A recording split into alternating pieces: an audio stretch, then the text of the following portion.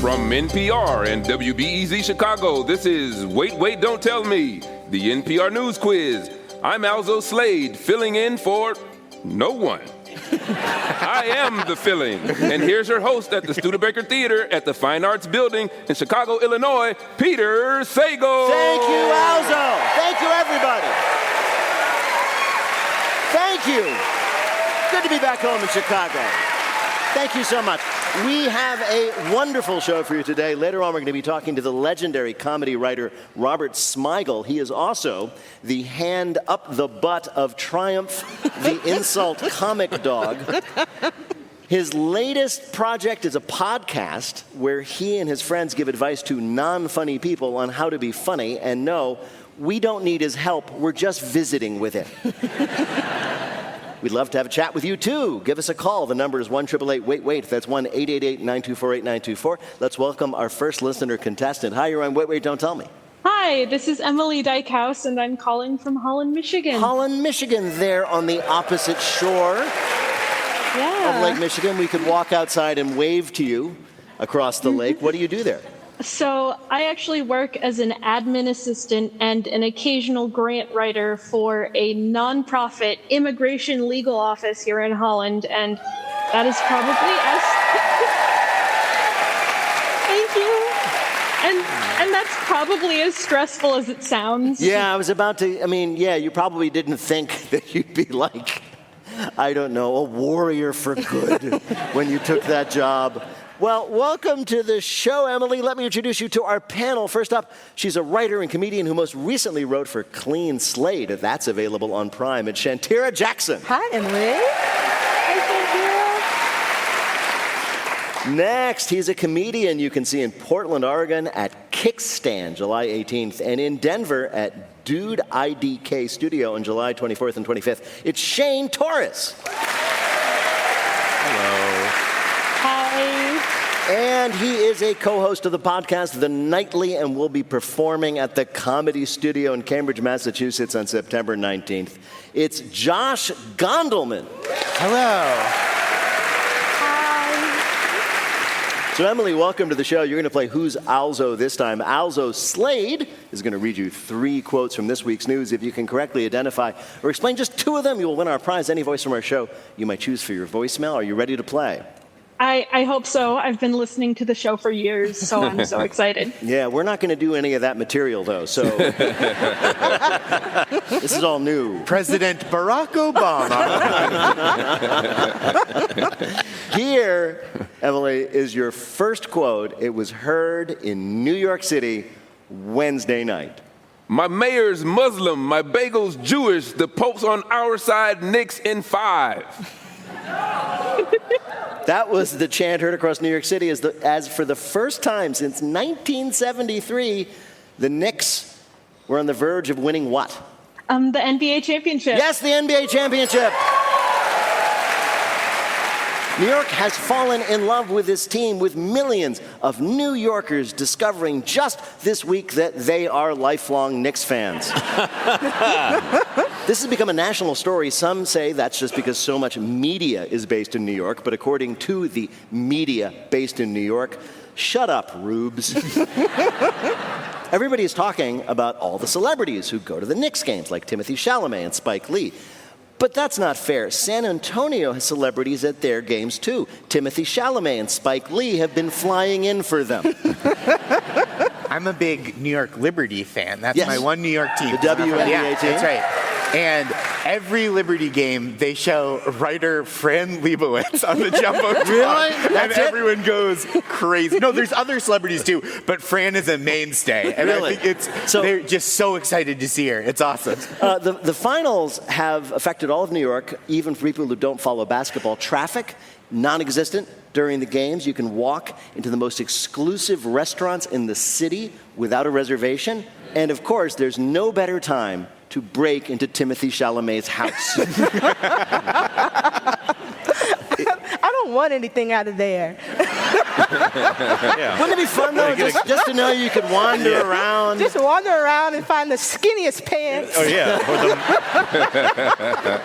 This is true, by the way. Most people very excited about the Knicks, except for June brides. Oh. And apparently it just got worse because now with the games going back to San Antonio for perhaps the deciding game on Saturday, all of those weddings are like in chaos, right? It's just like, who's going to be focusing on the wedding? I mean, everybody's going to be a little teary-eyed at the "Where's her father" dance. I gave away my little girl and 20 grand. My sweet daughter, Kalshi. A beautiful name for a baby girl. All right, here is your next quote. It's from a commenter in the New York Times on a story. The simplest explanation is usually the correct one. People are staring at these at night instead of having sex. That was someone talking about 2 new studies that have finally proved that what technology has caused the birth rate to decline.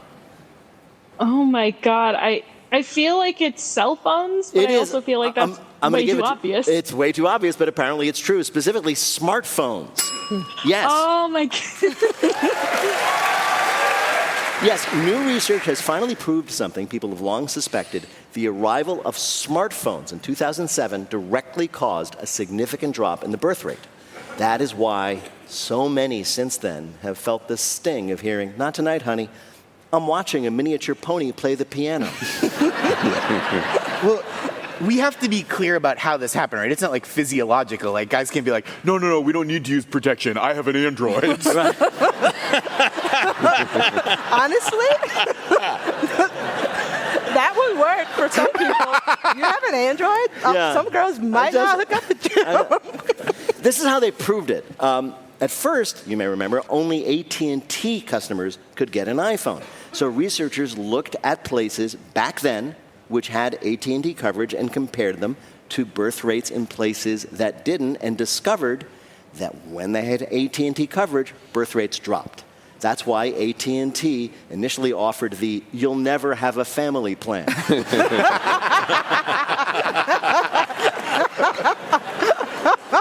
But I do think this is great because they can start using that in the advertising, right? Google Pixel, it's better than sex. Reproductive health scientists, desperate to reverse this, are trying to come up with a way to make sex as exciting as Wordle. "Oh, look, honey, we got it in 2. For an NPR crowd, I don't know that they'll clear that bar. It's true. All right, here, Emily, is your last quote. Guys, it's just Chex Mix. That was a writer in Bloomberg News talking about how something new is just really the same old thing, proving America has lost its genius when it comes to creating new what? I think I'm going to need a hint. Well, what is Chex Mix? What? It's a snack? It is snacks, yes. Oh my God. America is the snack capital of the world, but apparently we have lost our sense of innovation and creativity. It's left us dreaming of the days when you'd be at the store and say, whoa, sour cream and onion? Bloomberg says we're in a crisis after the winner of this year's Powerhouse Snack Award, there is one, was Hershey's Dot Snack Mix, a blend of pretzels, corn cereal, and pita chips and garlic rye chips. In other words, yeah, it's just Chex Mix. They're just recycling old snacks and new packaging. This cannot stand. We need a Manhattan Project, but for Fritos. You know it was getting bad when we all allowed Flamin' Hot to be a flavor? Yeah, Because like neither one of those words is a flavor. that's right. That's bad. Yeah. It's just the same thing twice. Yeah. And usually used in contexts that are not particularly appetizing, like how does that sore feel? Flamin' Hot. It's a real Mountain Dew Code Red. Yeah, it really is, yeah. Well, America punishes snack innovation. We shouldn't be surprised. IKEA had horse in their meatballs, and we shut that down right away. Yeah, We punish innovators. it's really true. But there's 85 different Oreos. What more do we want? 86. Alzo, how did Emily do in her quiz? She was perfect, 3 out of 3. Congratulations. Thank you so much. Thank you so much for playing. Take care. Panel, it is time for you to answer some questions about this week's news. Shane, there's a healthcare trend in China that we hope at least will soon spread here. People are getting their medical exams and various treatments where? Airports. No. Shopping malls? No, I'll give you a hint. You do shots and then you get some shots. This is genius. This is a bar. Oh, my God. Bars. At a bar. Just go down to your local watering hole for a cocktail and a checkup. But not Cheers. Because going where everybody knows your name is a HIPAA violation. It's just like a regular bar. You got cold beer on tap. Maybe you got a dartboard. You got an MRI machine. Sure, it's not the best, maybe not the best medical care available. But on the other hand, you are absolutely ready to go when it's time for the urine sample. Look, I don't mean to tell tales out of school, but I know people in America who are taking prescription pills at bars. Yeah, exactly. I got finally those punching bag machines you see in bars. Well, I got some bad news for you, but good news, we have something for you to hit already. Exactly. I mean, it's convenient, I guess. I mean, once I got so drunk at a bar, I passed out, but I woke up, the bartender told me I had no polyps and didn't have to come back for 5 years. I mean, also, the one problem is, every doctor knows you're lying when you say, oh, just 1 or 2 drinks per week. These doctors come on, you had 2 beers while I was taking your blood pressure. Yeah, that's how I keep it down, doc. Coming up, our panelists give you some advice. It's our Bluff the Listener game. Call 1-888-WAIT-WAIT-to-play. We'll be back in a minute with more of Wait, Wait, Don't Tell Me from NPR. This message comes from Superhuman. With the relentless pace of modern work, Superhuman Go is an AI chat that's always there when you need it. Draft emails, summarize long documents, and search across your apps, all without leaving the page you're on.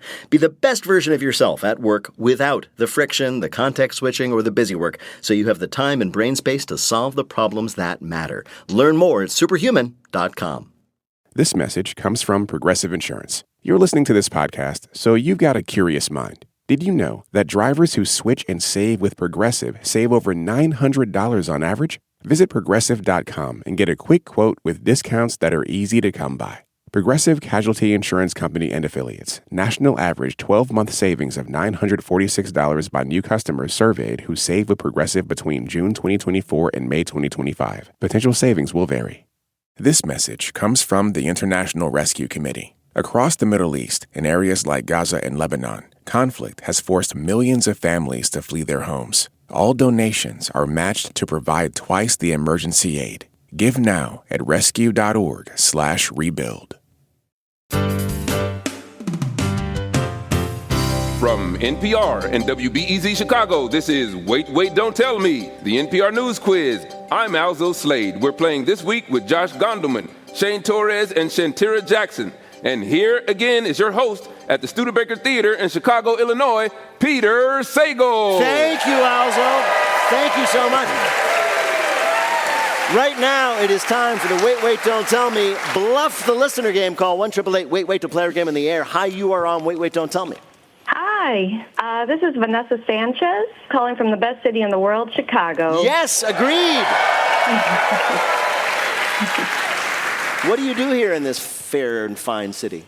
Well, I'm a mom of an 18-year-old, also a dog and cat mom. I work at the amazing National Museum of Mexican Art, and on Sundays, I'm out on the Chicago River practicing with a dragon boat team. What is a dragon boat? That's one of those Chinese boats?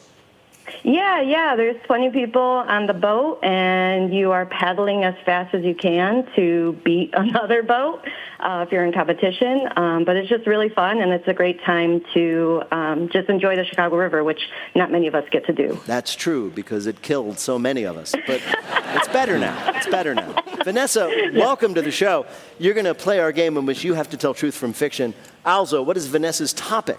Words of wisdom. Words of wisdom can be hard to come by. I mean, you can only eat so many fortune cookies. This week, we read about somebody who received some game-changing advice at the perfect time. Our panelists are going to tell you about it. Pick the one who's telling the truth. You win the Wait Waiter of your choice on your voicemail. You ready to play? I think so. All right, let's hear first from Josh Gondelman. The year was 1980. Andrew Lloyd Webber was coming off a smash hit with his musical Evita. The world was his oyster. He could have it all. Drugs, parties, actual oysters. But according to a forthcoming memoir, Weber had two problems. First, a mysterious pain in his knee. And second, he knew his next show needed to be populated by non-human characters, but he couldn't figure out which animals to spotlight. At his doctor's office, Weber found himself lost in thought, and I do incredible impressions.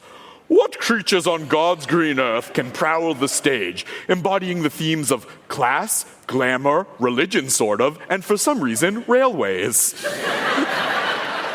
His reverie was interrupted by a recommendation from his physician. I think we'd better do a CAT scan, said his osteologist, Dr. Grisabella. Well, that's it, Weber exclaimed. Cats can! Cats can do it all! And the rest was history. Cats went on to be a massive success despite no one being able to follow the plot even a little. Andrew Lloyd Webber figures out his next mega hit when he gets a CAT scan.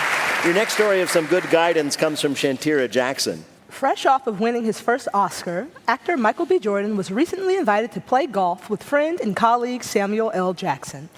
Throughout all 18 holes, Michael B. Jordan watched Samuel L. do the two things he enjoys most in his free time, hitting golf balls and saying the F word. In an interview with Time magazine, Jordan explained how before teeing off, instead of shouting 4, Samuel L. likes to yell things like, "You gotta take a mother bleeping shot," like it's a mother bleeping hole-in-one. By hole 10, Michael B. Jordan realized that though laden with expletives, everything Sam was saying was brilliant life advice. You should go where you're bleeping supposed to. And sometimes thinking too mother bleeping much gets you in your mother bleeping head and messes up your mother bleeping game. Michael B. Jordan has stated that he left that golf match not only knowing how to be a better golfer, but also how to be a better artist and a better friend. Michael B. Jordan gets life advice just from listening to Samuel Jackson play golf. And your last advice column comes from Shane Torres. We've all sent a text message to the wrong person before. Just last week, I meant to text my girlfriend something flirty and romantic, but instead it went to my best friend, and now he thinks I want to shower with him. But this week we heard about how an accidental text was the key to movie magic. In the middle of filming Disclosure Day, a movie we all know exists whether we like it or not, actor Josh O'Connor says he got some of the best acting advice ever in a text from Mr. Steven Spielberg. O'Connor didn't know how to play a certain scene until he got a text from Spielberg saying, "The door's on the latch, just push." According to O'Connor, it, quote, unlocked the whole scene for me. It's genius. But it wasn't actually genius. It was a text Spielberg meant for his wife, who apparently doesn't know how to open a door. The advice helped O'Connor nonetheless, and that story is a testament that directing might not actually be that hard.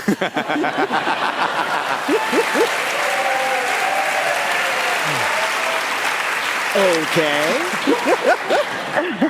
So here are your choices, Vanessa.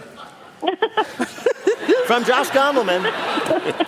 From Josh Gondelman, how Lord Andrew Lloyd Webber got the idea for cats from a CAT scan.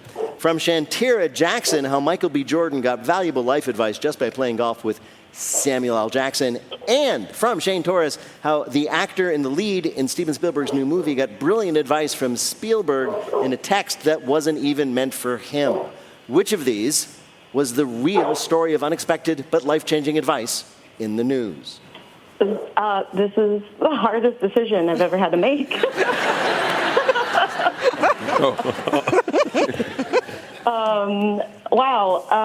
Just because I am a cat mom, I'm going to go with A and Andrew Lloyd Webber. You're gonna go with Josh's story of how Andrew Lloyd Webber knew that his next big musical would be about some animal. Didn't know which one. No, then I will go with... I'll go with B then. You're gonna go with B. The second story you heard, that is Shantira's story of how Michael B. Jordan went golfing. Well, to bring you the real story, here's actually the person who got that fabulous advice. I received this text from Steven saying, "The door is on the latch, just push." And it unlocked the whole scene for me. That was Josh O'Connor speaking on Fresh Air about the wise text he accidentally got from Steven Spielberg that led to his acting breakthrough. I'm so sorry, Vanessa, but as you heard, Shane had the real answer. You did earn a point, though, for Shantira for her uplifting story about Samuel L. Jackson swearing. Thank you so much for playing. Thank you. Take care. Bye-bye. Bye-bye. And now the game we call Not My Job. Robert Smigel has been one of the funniest people in comedy for decades, but you probably wouldn't recognize him because he's usually just off camera from his alter ego, Triumph, the insult comic dog. He's also written for Saturday Night Live, Late Night with Conan Bryan, many movies, TV shows, and in his new podcast, he helps non-funny people be funny. Robert Smigel, welcome to Wait, Wait, Don't Tell Me. Thank you so much. Thank you so much. Great to be here. It's so great to have you.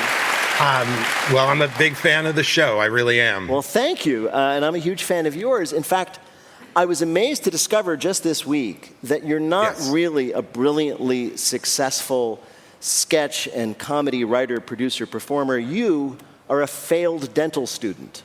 Oh. Is that? Yeah, big time failure. Yeah. Yes. And another thing I found out was that your father was, and I don't know if I've ever said this phrase before, a legendary dentist. He was. He dwarfs my achievements in comedy, I have to say. Because he's like the Steve Martin of dentistry. He's like, he sort of developed the tooth bonding technique. And he went from there and revolutionized dentistry, and I'm very proud to be his son. Sure, but and you. It sounds like your dad made dentistry sexy. He did. He made it, and I'm making comedy gross. And you actually tried to follow in his giant footsteps. I did. I mean, I had no idea that I could succeed in comedy or television. It just seemed ridiculous at the time, but it was all I was ever good at. When did you first know you were funny, or could at least be funny? Oh my God. I mean, when I was like 4 or 5, I could draw really well. So I could draw Fred Flintstone and Snoopy. And then probably a couple of years later, I started drawing them having sex. Wait a minute. You know, I'm 7 years old. I'm trying to make my friends laugh. Give me a break. They didn't have smartphones. No, yeah. Exactly.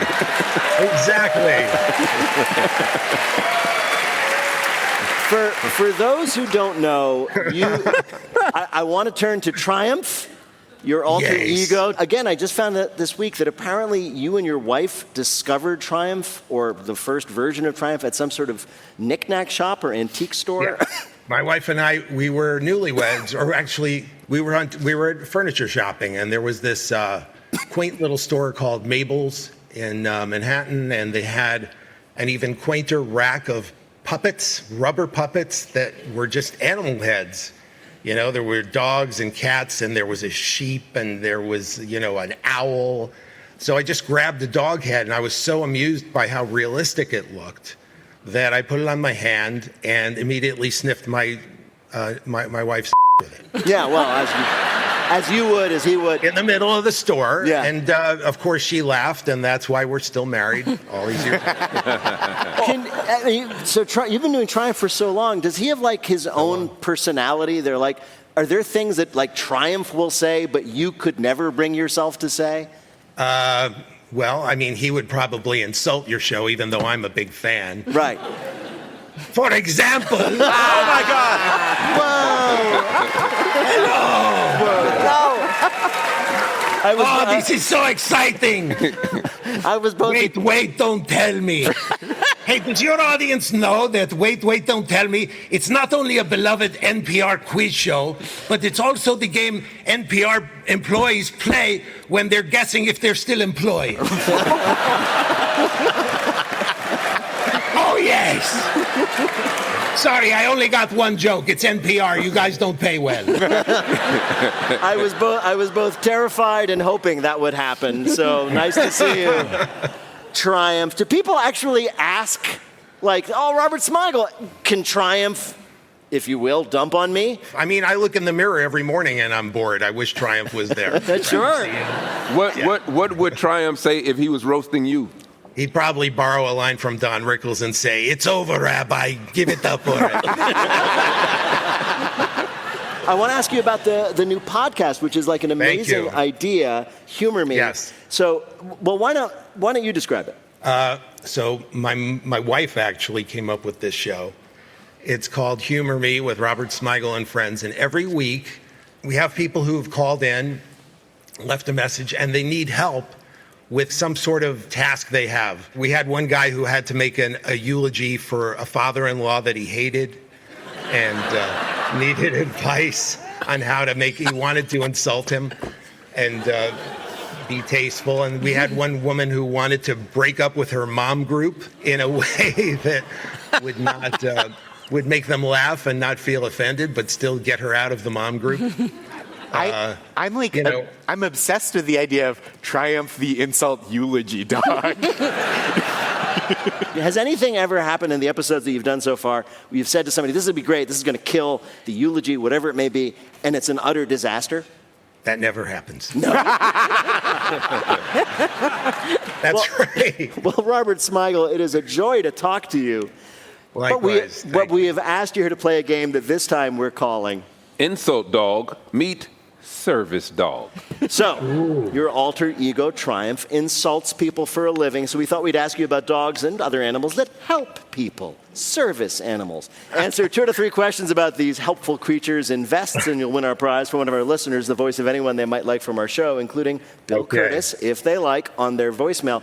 Also, who is Robert Smigel playing for? Mary Beck of Bryan, Texas. All right. Here's your first question, Robert. One of the most famous emotional support animals was Wally the emotional support alligator. True story, he made news when Citizens Bank Park in Philly would not let his owner come in with him. What ultimately happened to Wally the emotional support alligator? A, he signed an endorsement deal and is now the MetLife Insure-A-Gator. B, after a peaceful death of natural causes, he is now a set of emotional support luggage.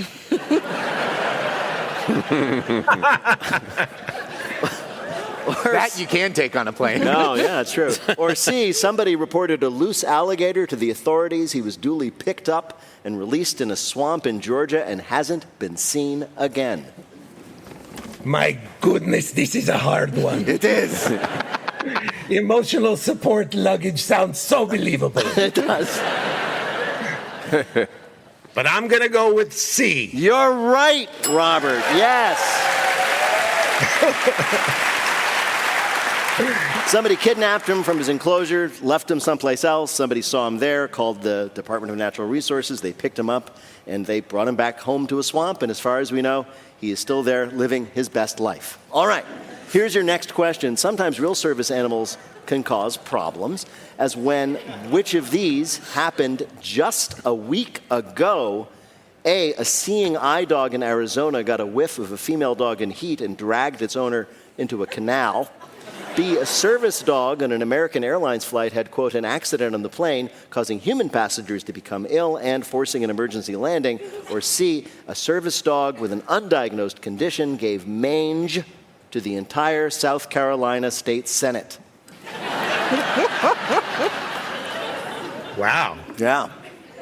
I'm just going to go with B. It just seems the most believable. It is, in fact, B, yeah. I wanted to believe A. I know, but it was B. They had to make an emergency landing and had emergency crews rush the plane, and none of the emergency guys rushed back out going, ah. All right, last question. Go for perfect if you can. A service dog who was being trained to detect sudden changes in blood sugar was taken to the vet for a checkup, and this dog alerted to the veterinarian herself. What happened next? A, the vet was diagnosed with type A diabetes just in time to save her life. B, it was discovered the dog couldn't sense blood sugar at all. It just happened to like white coats. Or C, the vet got busted for bringing donuts to work but not sharing them with her coworkers. Well, It's gotta be A. No, I'm sorry. The answer was actually C. The dog detected the secret donut. Oh, that's amazing. Isn't that something? God bless these dogs. Alzo, how did Robert Smigel do in our quiz? Not that bad. 2 out of 3. That's pretty good. That's all you need, right? That's all you it. need. That's You won. That's all you need. That's right. Robert Smigel is a writer, comedian, and the creator of Triumph the Insult Comic Dog. His new podcast, Humor Me, which is both hilarious and sometimes kind of moving, is out now. Robert Smigel, what a joy to talk to you. Thank you so much. Thank you so much for being on our show. Take care.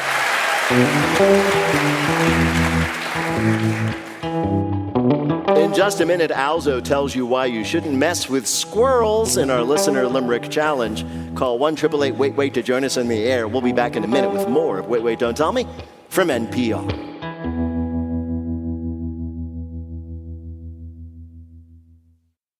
Support for this podcast and the following message come from Strawberry.me. Be honest. Are you happy with your job? Are you stuck in a job you've outgrown or never wanted in the first place? Are your reasons for staying really just excuses for not leaving? Let a career coach from Strawberry.me help you get unstuck. Discover the benefits of having a dedicated career coach in your corner and get 50% off your first coaching session at strawberry.me/NPR. This message comes from Babbel. Babbel's conversation-based language technique teaches you useful words and phrases to get you speaking quickly about the things you actually talk about in the real world, with lessons handcrafted by over 200 language experts and voiced by real native speakers. Start speaking with Babbel today. Get up to 55% off your Babbel subscription right now at babbel.com/NPR. Spelled BABBEL.com/NPR. Rules and restrictions may apply. This message comes from Wise, the smart way to manage your money around the world. With Wise, you can send, spend, and receive money in over 40 currencies at the mid-market rate. Learn more at wise.com. T's and C's apply. From NPR and WBEZ Chicago, this is Wait, Wait, Don't Tell Me, the NPR News Quiz. I'm Alzo Slade. We're playing this week with Shantira Jackson, Josh Gondelman, and Shane Torres. And here is your host at the Studebaker Theater in Chicago, Illinois, Peter Sagal. Thank you, Alzo. Thank you so much, everybody. In just a minute, it finally dawns on Alzo that he has signed himself up to read limericks forever. It's our Limerick Challenge. If you'd like to play, give us a call at 1-888-WAIT-WAIT. That's 1-888-924-8924. Right now, panel, some more questions for you from the week's news. Shane, according to The Guardian, it may be outdated and unnecessary to do what every day? Bathe? He said, hopefully. No, not bathe. Oh, can I get a hint, please? Sure, it's like goodbye, breakfast, lunch, and dinner. Hello, constant random grazing. Eat? Snack? What? I'm sorry. The traditional advice, the traditional standard may not be appropriate anymore. The traditional standard of... eat 3 square meals a day? Exactly right. Experts are saying we no longer need 3 meals a day. That's because science says we need 6 meals a day, right? Right? Yeah. According to some experts, it's better to, quote, embrace culinary spontaneity, unquote. Follow your body's instincts and follow whatever regimen works best for your health. That's why, since I heard this news, I've given up 3 square meals a day. I just eat 1 6-foot-long sub once a week, and then I lay around motionless for 4 days like a snake. Culinary spontaneity is like a very beautiful phrase for shoveling something into your mouth over the sink. Exactly right. No, I'm being culinary spontaneous, honey. This is also just girl dinner. Girl dinner? What's girl dinner? All right. Explain to me, Shantira, Girl what girl dinner is when you piece together whatever you want for dinner. So, like, for me, a girl dinner would be fries that I get from, like, a restaurant, 24 Oreos, and then, like, a shot of vodka. That's girl dinner. You just went to a 7-Eleven. Sometimes there's brie. Ooh. Ooh la la. The whole wheel, though. No slicing. Just the whole wheel? The whole You wheel. just pick it up? Yeah, that's girl dinner. That's... Shantira, legendary movie star John Travolta has announced that because, quote, men can have fun too, he has now started to do what in public?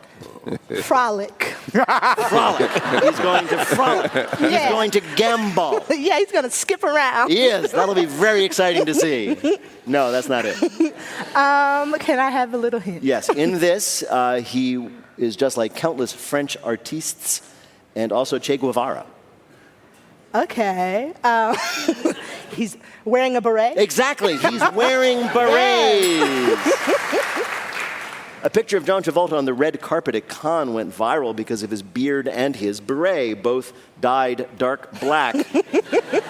He says that he has now directed his first movie. He had looked up images of classic Hollywood directors, and many of them were wearing berets. And also, men should be able to have fun with their fashion, which is a lot of things to say instead of the simple two words, I'm bald. Yeah, that's the mistake. You got to pick a signature hat before the hair is gone. Exactly. Then nobody knows what's going on under there. Exactly, you're right. Wearing a beret is the same thing as frolicking. That is, yes. If you're standing there motionless, but you have a beret on, you're frolicking. You're frolicking. You don't even have to move. Look at all the fun that guy's having, stone face. You're either frolicking or you're like a super like Black Panther revolutionary. Yeah, that's true. Because they weren't doing no frolicking back then. That's true. And who knows which one John Travolta is? Oh. He's a Scientology revolutionary. Yeah. I mean, to be fair, it's his life. He can do what he wants. I mean, once he was a matinee idol. Now he wants to look like a substitute theater teacher who owns just the meanest little dog. It's his life.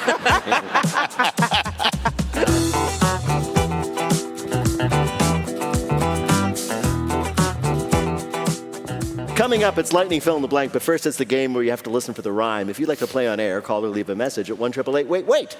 That's 1-888-924-8924. You can catch us most weeks right here at the Studebaker Theater in downtown Chicago. Come see us on the road. We'll be in Milwaukee on July 9th and in Sonoma County, California on July 30th.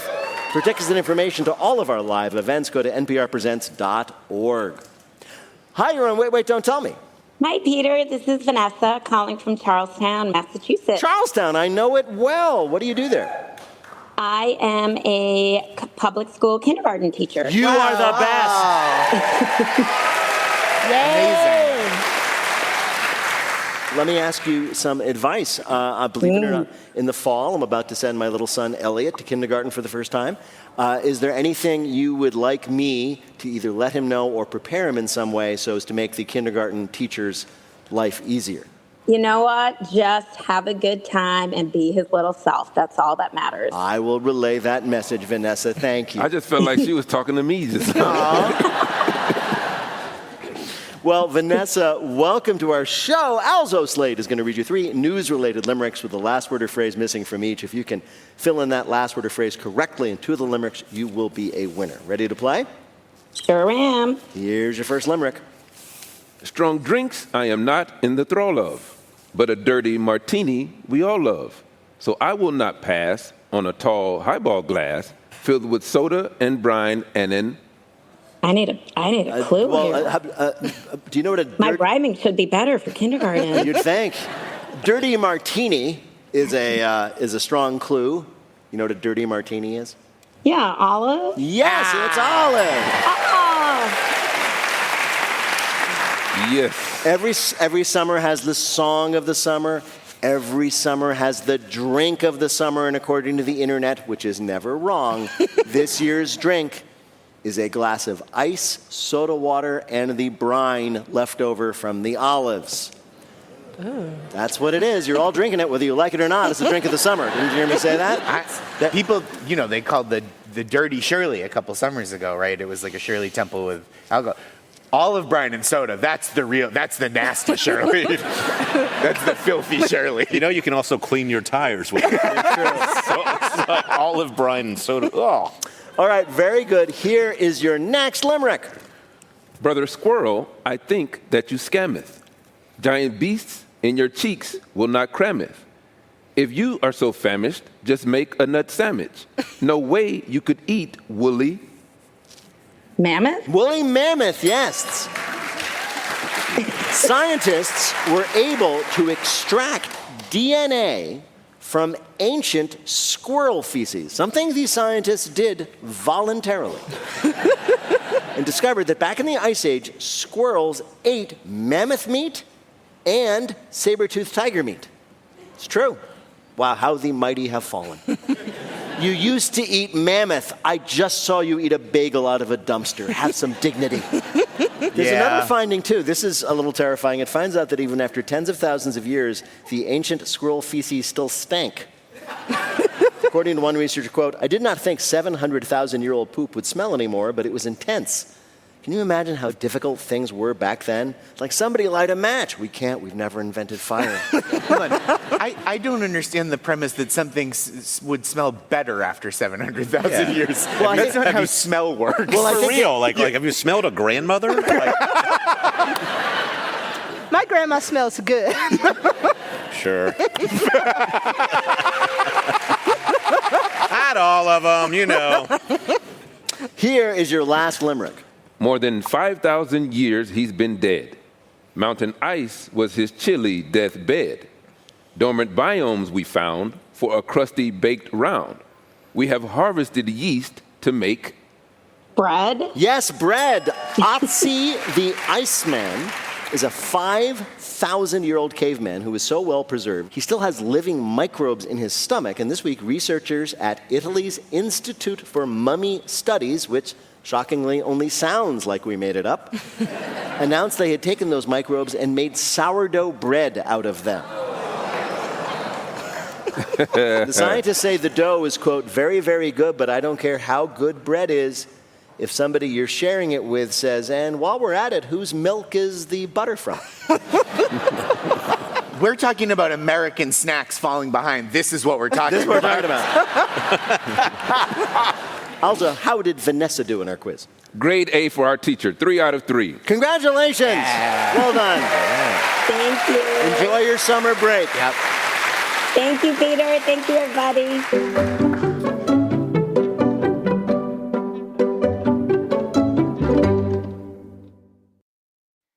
This message comes from Prolon. Want to look and feel your best this spring? Prolon's 5-day fasting mimicking diet is a clinically developed nutrition program with the goal of promoting fat loss while protecting lean body mass. Developed at USC's Longevity Institute, it aims to assist the body in entering a fasting-like state that helps reset metabolism, target visceral fat, and support healthy metabolic markers. Get 15% off plus a bonus gift when you subscribe at prolonlife.com/NPR.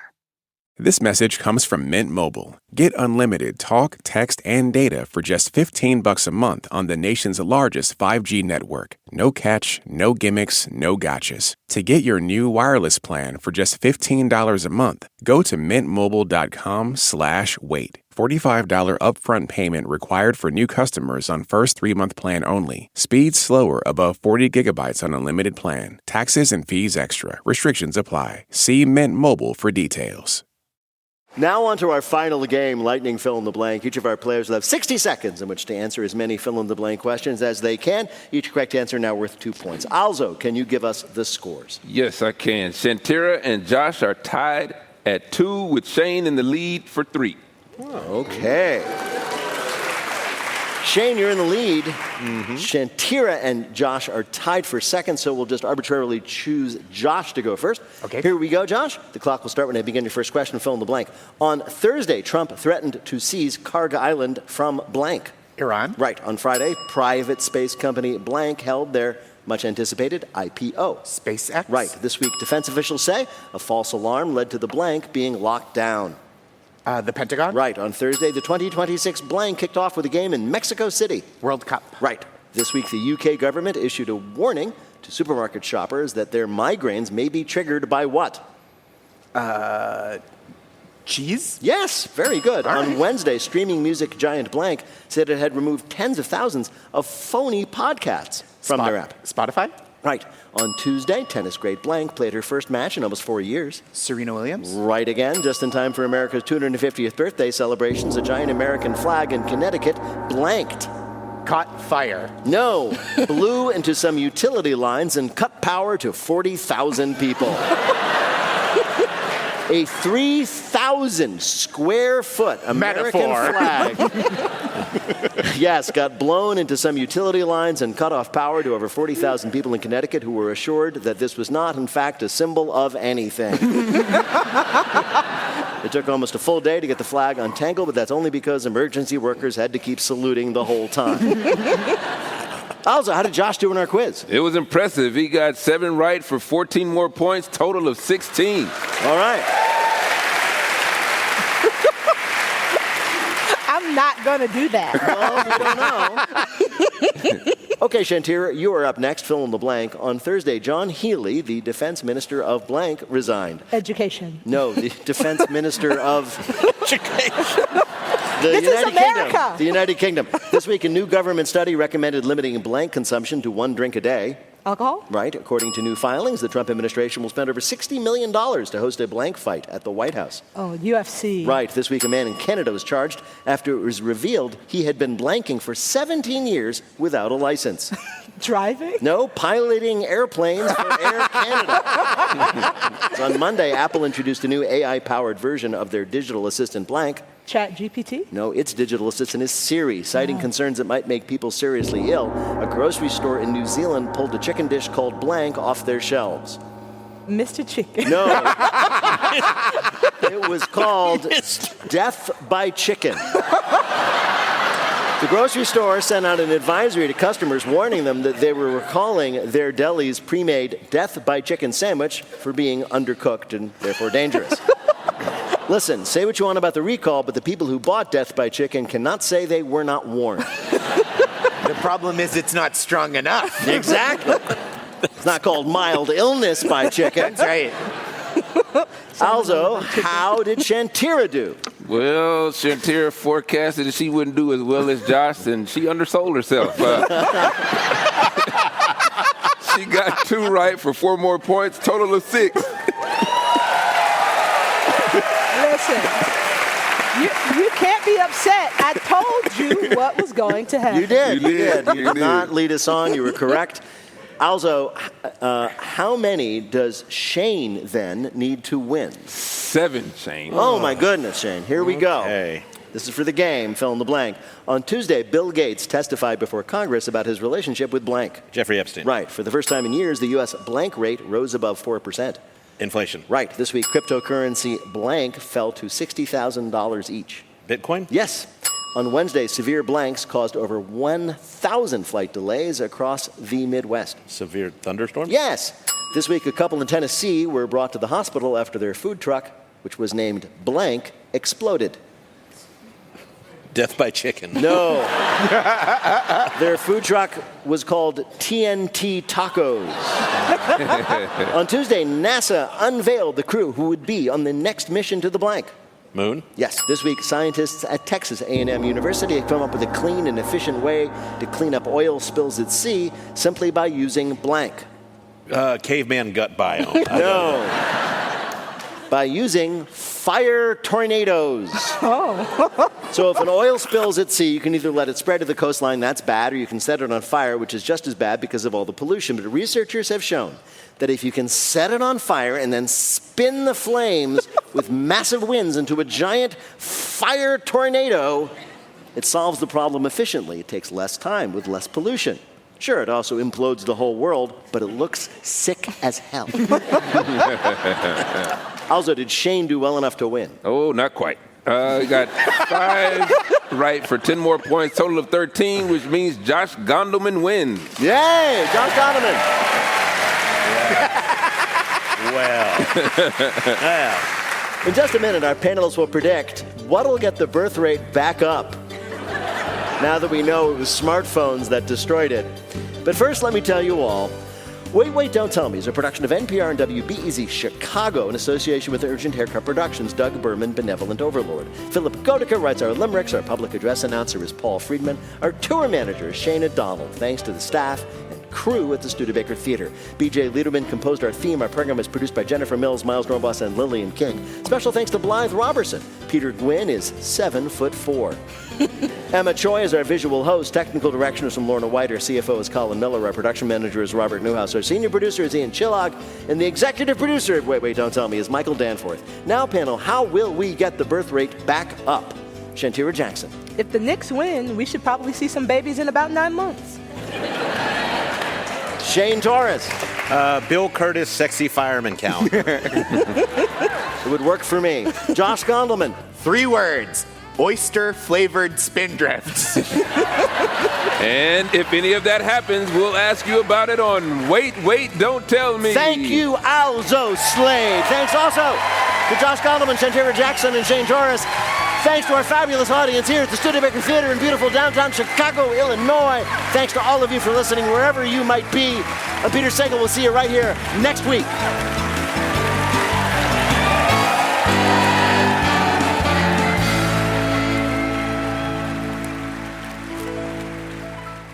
This is NPR.